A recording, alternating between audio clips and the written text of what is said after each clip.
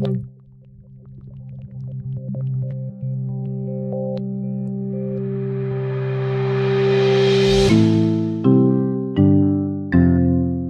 everyone, I'm Mijke and you're listening to Do We Click, a monthly research podcast on the digital relationship between journalists and their audiences. Do We Click is supported by the Dutch Journalism Fund and the Erasmus Research Center for Media, Communication and Culture of the Erasmus University Rotterdam. This is episode 4, part 1 of my double episode on the audience dilemma. I will explore the meaning of the word audience, and we will see how well journalists actually know their audience members.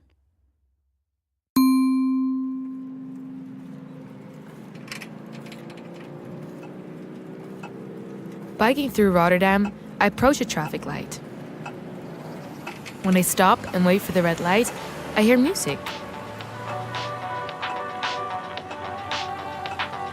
Weird. Is it one of the other bikers who's playing music loudly? Some people do that, you know. Either they forgot their headphones, or they truly think that they do their fellow citizens a favor. Then I notice a little speaker attached to the traffic light. A sign says, "Press the button for the next song."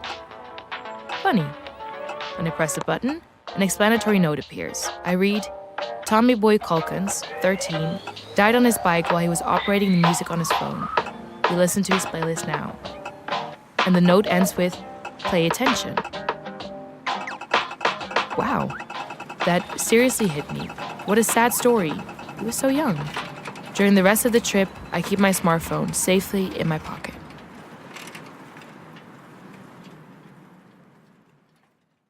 When we want to get a message across, we can simply exchange information.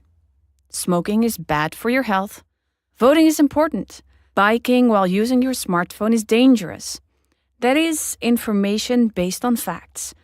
Communication, marketing, and PR professionals know that if we want a message to have more impact, to be more persuasive, we need to make it more engaging.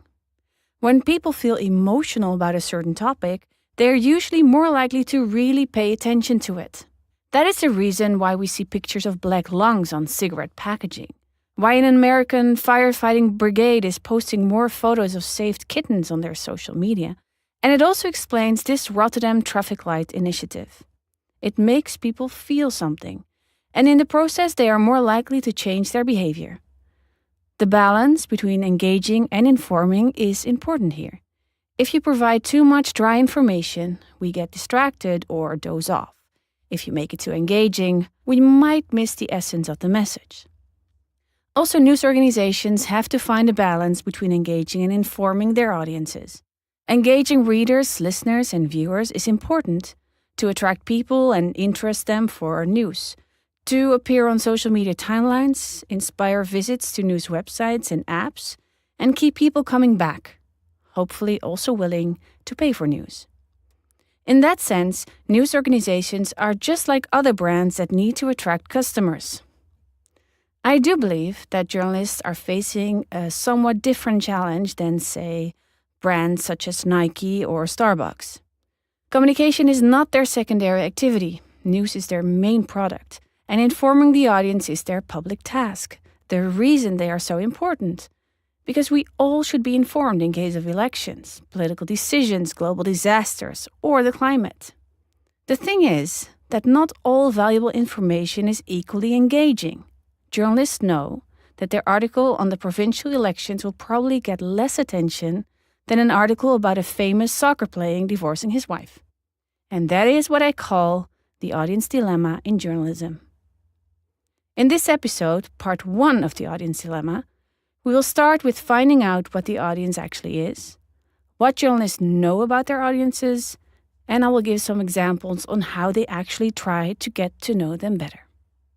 The word audience stems from the Latin word audire, which means to hear. This makes sense, since before there were printing presses or visual media, listening to something was the most common way of receiving information. Midway the 19th century, when print was getting more common, an audience could also mean readers of a book.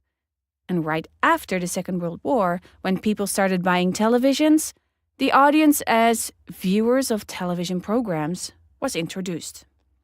In that sense, the meaning of the word moved from audience as being a crowd of people present at the same time, in an auditorium, for example, to an activity that was bound to a specific piece of content.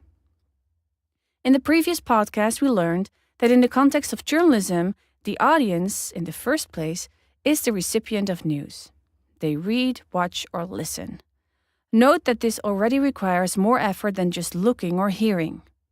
In the perspective of an online information environment, where content to read, watch, or listen to is so incredibly overwhelming, we might want to focus even more on the attention aspect. Not necessarily the activity of hearing or seeing something, but the act of really paying attention to something. When I give a lecture, my audience is in the room where I speak. Since I'm wearing a microphone, I'm sure that they can hear me. But what if they are all on their laptops and tablets focusing on other things, chatting with their friends on Messenger or watching YouTube videos or following the Kardashians on Instagram? Then I think that they're actually the audience of somebody else. We might conclude the word audience itself does not give us really insights. It feels like a big mass of people all consuming the same. Looking more closely at the audience makes the picture more detailed and also more complicated. Rule number 1, there is not one audience. Audience members have certain characteristics, motivations and ideas, and live in a specific context that also defines, in a sense, their news needs. Geographical location, for example, is important for many people. I live in The Hague and work in Rotterdam. An incident in the port of Rotterdam would probably interest me more than an incident in the port of Antwerp. But also cultural proximity and other social characteristics might be important. Becoming a parent, for example, has altered the way I perceive child-related news messages. And then there are also behavioral aspects that count. For some people, following the news is a habit, while others might stumble on the news once in a while. There are people who do not follow the news on purpose. I remember speaking to somebody from the meetup audience who told me that he doesn't follow the news because he perceives it as being too negative. All these combined elements make understanding who the audience is rather complicated. Consuming content is one thing, but audiences are involved in more activities. The activity that is very connected to consumption, you can't really see the one without the other, is interpretation. As members of media audiences, we're actively making sense of what we watch, read, or listen to. In the 80s, also academics discovered that audience members interpret media content based on their own backgrounds, networks, and focus. They discuss things with each other and make up their own mind. They think about it. For many people, their active role as audience member will end here. A much smaller group of people will take on a more active role by sharing news messages on social media, commenting on news videos, or producing content themselves. They actively participate in news production. Participating audience members have, again, a lot of different motivations to do so. A last activity of the audience for news is something we do without noticing it. We provide data. Especially online, we leave a trail of clicks, stats on how long we stayed on a certain page, what we visited after, where we came from in the first place, etc. These data are very valuable for news organizations because it can help them to attract advertisers and analyze these data to understand better what their audience members do online and how they can accommodate that. The case of Mijke from episode 2 is hopefully still fresh in our minds as an interesting example here.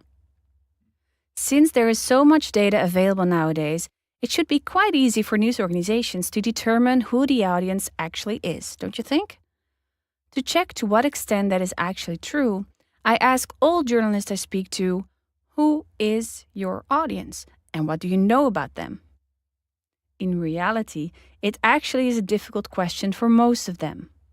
Let me try to sketch an image of the audience based on what I've learned from the journalists I spoke to. This is just one first preliminary result of my research so far. First of all, we can make a distinction between the target audience and the real audience.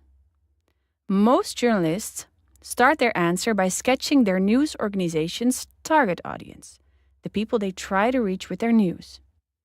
In regional news organizations, this target audience is often described as everybody living in our province or people who feel connected to this region, for example, because they were born there. National news organizations usually also have a broad image of their target audience. Sometimes this target audience is somewhat differently defined, for example, according to socioeconomic background or political preferences. But all in all, news organizations do not have very specific target audiences. All journalists agree on this, and most indicate it is really difficult to target everybody. That is why many journalists indicate they have a certain sense of their audience, although they cannot really specify where that sense comes from. A journalist explained to me that he always thinks about that neighbor from across the street that needs to be able to understand what the news is about. All journalists try to level with their audience and translate complicated political and economic matters to make it understandable and personal. To facilitate audience understanding in news production, some news organizations work with personas. A persona is a description of an archetypical user, a fictional representative of the target audience. Personas are often used in product development and advertising to make the quite broad and uniform target audience more lifelike and easier to imagine for the people who have to target them. In some news organizations, the persona has a name. Tracy, 38 years old, divorced and living in a suburb with her 2 children while working in a secondary school as a teacher. Sometimes the persona is a family, and in some organizations the persona is still mentioned sometimes, but more as a joke because it is not representative anymore. They'll say things like, "Hey, how would Tom feel about this?" In this case, journalists often refer to personas that were created a long, long time ago. In some organizations, they are actually developing new ones. I think that for news organizations, the usefulness of personas is not as clear as in marketing, especially if there's just one that is used. The product of news organizations is not uniform. They target different people with different news topics. While probably almost all of us are interested by big breaking news and the weather, soccer news is for a more specific audience, as is financial news. A number of content-based personas might be the solution here, but I have not yet seen examples of this in news organizations. Actually, could dynamic personas be an option? People change, target audiences develop, and it should be possible to actually make content-based, dynamic personas based on what certain target audiences are doing online, what they speak about, for example. But that is just one idea. Maybe a project that I would like to further develop in the future. It should be clear by now that a target audience is an imaginary audience, but it's not necessarily the real audience. Many news organizations are doing reception or audience research to find out who their real audience is. Some organizations organize focus groups with audience members. And of course, online data makes it way easier to get an idea. Still, the image that most journalists have of their real audience is usually limited to 2 characteristics: age and geographical location. In general, they know in which region or city their audience lives, and that the average age of their real audience is not representative of the target group. It is actually higher. Most news consumers that read newspapers, listen to radio, or watch television are 55 plus. This is an age category that is mentioned almost by all journalists that I speak to. Many journalists indicate that their organization has trouble attracting a younger audience, although new channels such as social media allow them to diversify a bit. The interviews also clearly show that journalists are aware of the differences between the audiences they reach on different channels. The television, radio, and newspaper audience is the oldest, 55 plus, as I said. The audience that visit the websites of news organizations is somewhat younger and also broader. For example, in regional journalism, when there is a big incident in Asse, also people from outside of the region will visit the website of the regional broadcaster or regional newspaper to search for information. The audience on Facebook is, again, a bit younger, and sometimes labeled by the journalist as quite negative in their comments. The Instagram audience is even younger, more leaning towards positive news and more woke, a word I didn't know yet, but which means more engaged or more sensitive towards societal issues such as equality and the environment. Journalists adapt their topic choice and their tone of voice to these specific audience groups. For regional news organizations in particular, it's difficult to attract a younger audience group, let's say under 25 or 30 years old. One explanation could be that younger people who are still living at their parents' or studying are less interested in the news about their province. Once they have settled somewhere, they also get more aware of their surroundings, and this particular new highway that the province is building is more interesting to them when they commute to work. It seems that regional news organizations realize that for this target audience, they just need to be around and display their brand so that they are top of the mind. The day comes that this part of the audience actually has an interest in their region and is looking for information. Speaking of who the audience is, of course there are some exceptions. A minority of news organizations, you will probably find them highly ranked in lists that indicate online reach, pay special attention to the available data. They have a more in-depth understanding, not necessarily who the audience is, but more what the audience likes and does. They know what percentage of their audience watches video, what the most read news categories are, and how long people stay online. That people online read shorter articles, but that they usually spend a similar amount of time online, no matter how much content you present to them. These organizations often have people working for them that are dedicated data analysts or audience engagement editors. And this is something maybe not all news organizations can afford. All in all, I think that journalists do have an image of their audience, but it is in general somewhat limited. Even when there is a lot of information available on news consumption practices, it is still unclear who the audience members really are and what they want from a news organization. I think there are quite some interesting questions to explore when I will start researching the audience perspective in my research. I will close this episode with some interesting Dutch initiatives of journalists who want to get to know their audiences better. One way of involving your audience and getting to know them in the process is by inviting them to cooperate in news production. Journalists from RTV West are doing this in a project on question-based journalism. On the RTV West website, audience members can send in questions, and journalists select the ones that they find most newsworthy. They then search for the answer and, together with the person who asked the question, make a news item in which the question is answered. A second initiative I would like to mention is nu.nl, a Dutch news website. They just started a new project in an attempt to improve the reactions and discussions on their user pages, where users can leave comments. They've posted an invitation to audience members who are professionals in a certain field, such as pilots or teachers. They ask them to join their online panel. In the future, when they publish articles on a certain topic, they will ask these expert members to react and improve the discussion. An interesting experiment. And maybe we can ask them to what extent it is successful at a later point in time. In addition to online experiments, also offline is a way to get to know the audience.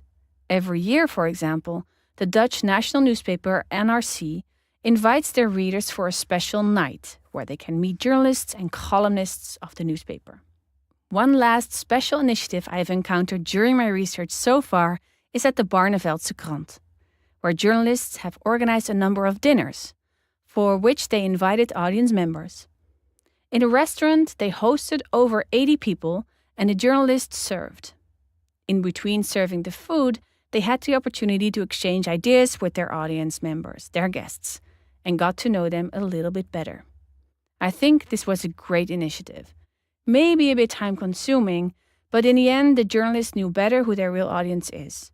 It was great publicity, and the audience members felt that they were important for the newspaper. Do you know of other ways to get to know the audience better? Or do you think it's not necessary at all? Maybe a journalist should actually keep a safe distance to be more professional. Let me know. Share your experience by sending me an email or leave a message on LinkedIn. Next podcast, I will explore the audience dilemma further. That was it for now. Next time, I'll tell you more. Will you click again? Do We Click is supported by the Dutch Journalism Fund and the Erasmus Research Center for Media, Communication and Culture of the Erasmus University Rotterdam.